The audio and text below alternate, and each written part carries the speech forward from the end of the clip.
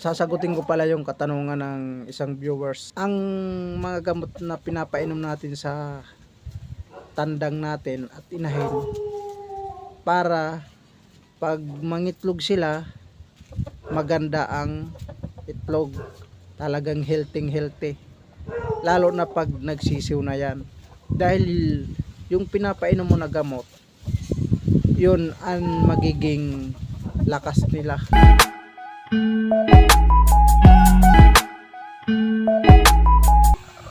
Pinapainom ko pa rin sila ng mga gamot at saka hinahaluan ko pa rin ng dextrose powder. Yan, may sulfur tayo. Yun, pinalagyan ko pa rin yung mga painuman nila ng ganito. Tapos may selectrogen tayo. Yan, magamit tayo nyan. Tapos Promoxil, yan, gumagamit pa rin tayo pagdating ng hapon. Ito, para iwas lang sa sakit. Bakit tayo gumagamit nito? Yan, ipapaliwanag ko yung pinakita ko sa inyo ng mga gamot kanina, kung saan ko yung ginagamit. Hindi ko naman to ino-offer sa inyo, nagayahin nyo to. Ito ay sarili ko lang na pamamaraan. Gumagamit din ako nito sa mga inahin ko.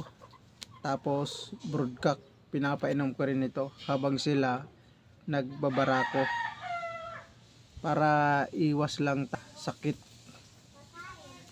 Yan, gumagamit tayo nito na sulfur.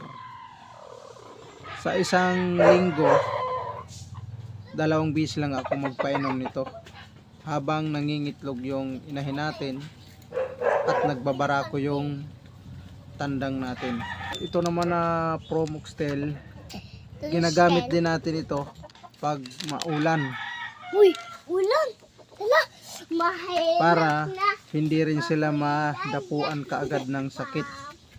Lalo na nagbabarako rin yung tandang natin at yung inahin natin. Dapat kailangan malakas ang resistensya nila pag maulan, mga Katri Brothers. Ito yung ginagamit ko. Sa isang linggo, 3 beses ako magamit nito, mga Katri Brothers. Sinasabi ko nga sa inyo na pwede ito gamitin sa mga manok na binibreed natin.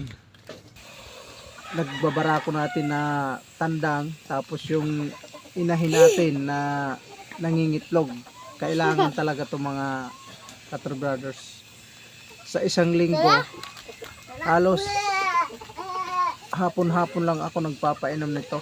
Araw-araw yan, pero hapon lang ako nagpapainom nito na selectrogen habang nangingitlog yung inahin natin. Yan, maganda rin to, mga Katri Brothers. B12. Yan. Alam niyo, mga Katri Brothers, kung bakit ako gumagamit nito sa tandang, para yung dugo ng tandang natin talagang malakas at maganda yung circulation ng dugo niya na ibabara ko sa inahin natin. Yung inahin naman natin, mga idol, kailangan din natin ito ng multivitamins din. Yan, ito rin ang sa kanya. Yan, kasi may nagtatanong sa akin bakit daw ako gumagamit ng mga multivitamins habang nagbabarako yung tandang natin at yung inahin natin, bakit ko daw sinusubuan ng multivitamins. Para, mga Katri Brothers, para lumakas yung katawan nila at malakas din yung magiging anak nila.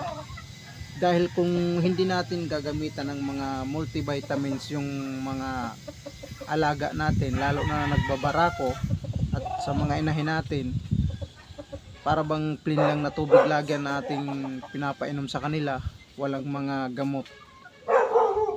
Pagdating ng sisiw, parang mga mahina yung sisiw natin. Parang iba yung lakas niya, parang hindi siya masigla. habang lumalak siya, parang bababa ng resistensya nila. Parang hindi sila malakas mamalo. Para silang, kung sa tao pa, para silang malnourished. Kasi wala silang na nutrition sa kanilang nanay at saka sa kanilang tatay. Kasi pag pinaghalo yung dugo ng nanay at saka tatay, kailangan maganda yung resistensya nila. Nasagana sa vitamins, pag sinisiw na yan, talagang malalakas at masisigla. Hindi sila sakitin. Kailangan wag nyong tipirin yung mga manok nyo. Kailangan ibigay nyo yung mga protina na kailangan nila at mga gamot at vitamins. Yung bigsa naman, pangpaganda yan ng dugo, pangpadaloy ng dugo sa tandang natin. Para yung tandang natin, hindi siya, pagbarako niya, hindi kaagad tumamlay. Maniwala kayo sa hindi, yung tandang ko, halos parang nakasampu siya ng barako. Maghapon yan, sa isang araw lang, maghapon yan. Kasi doon ko binababad yung tandang ko sa inahin ko mismo. Hindi ko hinahawakan yung inahin na papaupuin ko. Hindi, sinasama ko silang dalawa doon. Talagang gigil na gigilagi siya magbarako. Dahil nga doon sa mga binibigay natin ng mga vitamins, doon siya kumukuha ng lakas at doon tumitiba yung katawan niya na parang gano'n doon siya magbarako doon sa inahin natin. Na talagang purong-puro yung simil. Kaya mo lang inan maipapayo ko sa mga baguhan na nagtatanong sa akin kung bakit daw ako gumagamit ng mga vitamins sa aking inahin at sa aking tandang. Yun lang may share ko sa inyo. Nasa inyo yan, gagayahin nyo o hindi. Hanggang dito na lang muna. Thank you so much sa inyo dyan lahat. God bless.